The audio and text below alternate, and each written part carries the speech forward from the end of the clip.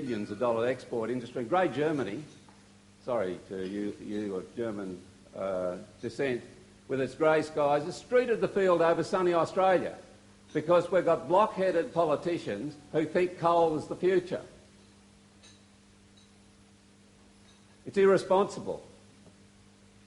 And they want to dig up more coal, and now they're thinking of exporting brown coal from Victoria instead of solar technology, instead of renewable energy, instead of technologies which would make us feel good about ourselves and make us feel like we're adding to the security of our grandchildren, not pulling the carpet from under them.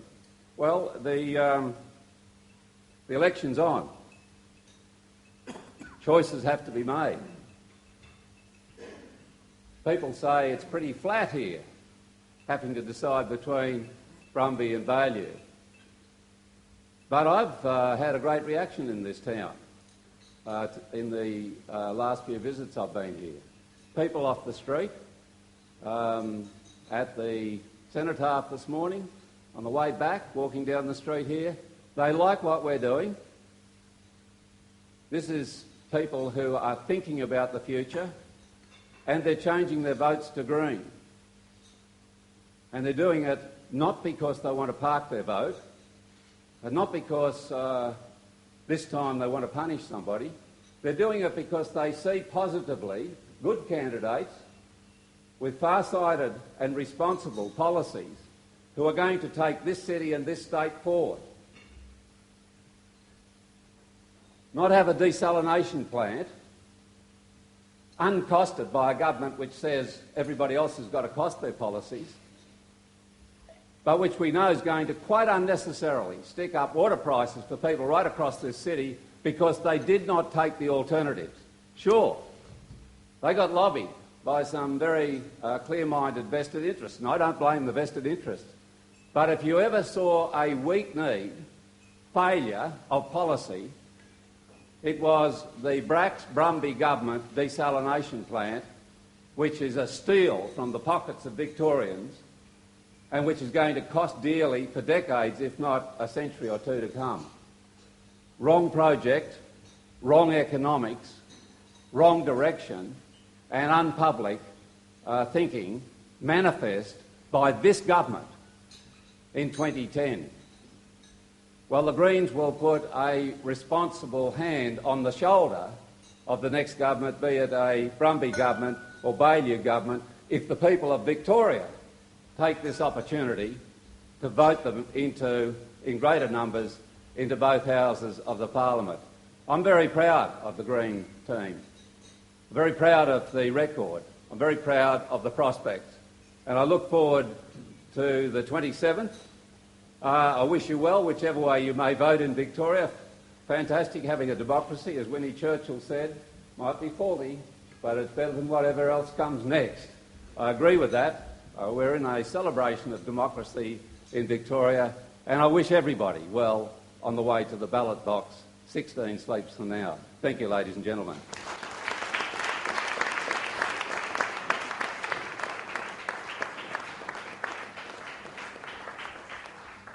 Bob has agreed to take some questions. Any questions?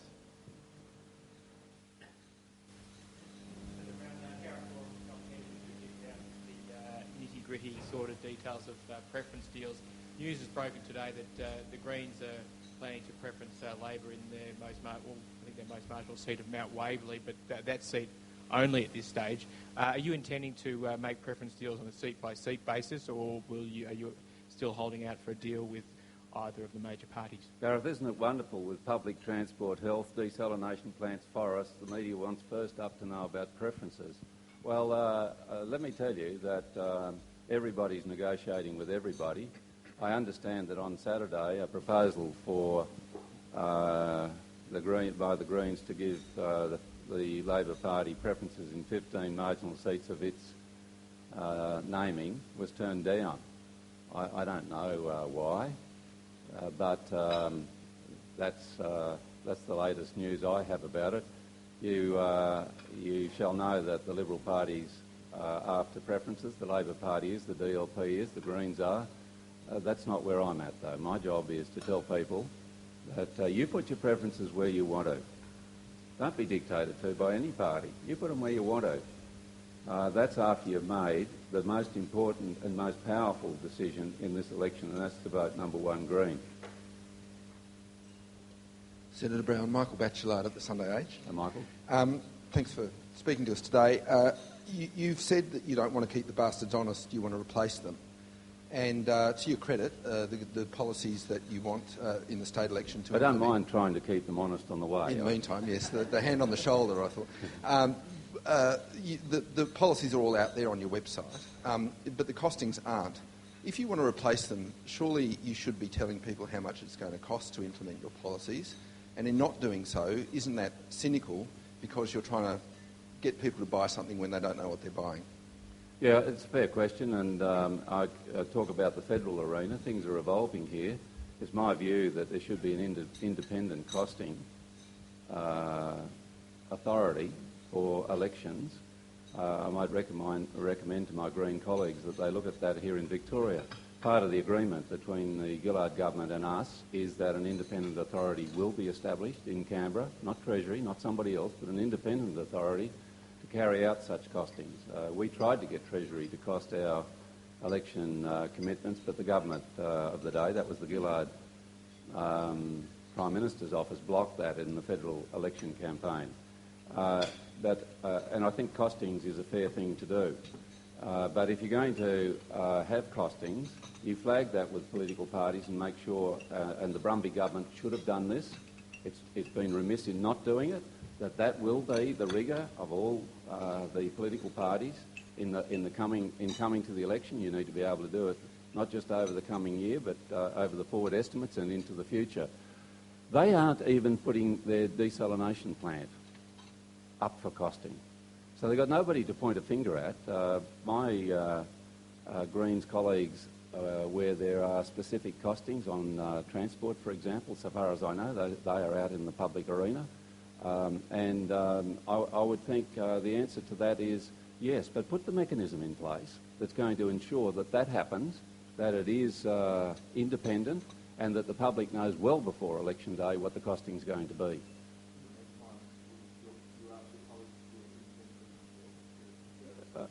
I'm very happy to, because and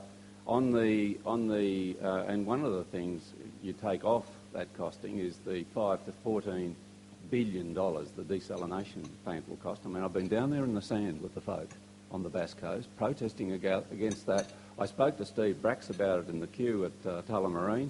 I've spoken in passing to John Brumby about it. Yes, exactly, on the plus and on the minus. One of the things that we need to cost, for example, I talked about those thunderclouds going up.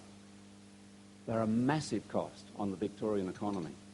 You may have seen Professor Caroli doing an estimate on back of envelope about the cost of Hazelwood. Now, on here's costing 10,000 people will lose their houses worldwide because of that one power station this century. Who's costing that? Is it not valid to cost what Penny Wong says will be the loss of 600,000 to 700,000 properties on the eastern seaboard of Australia this century as things are going?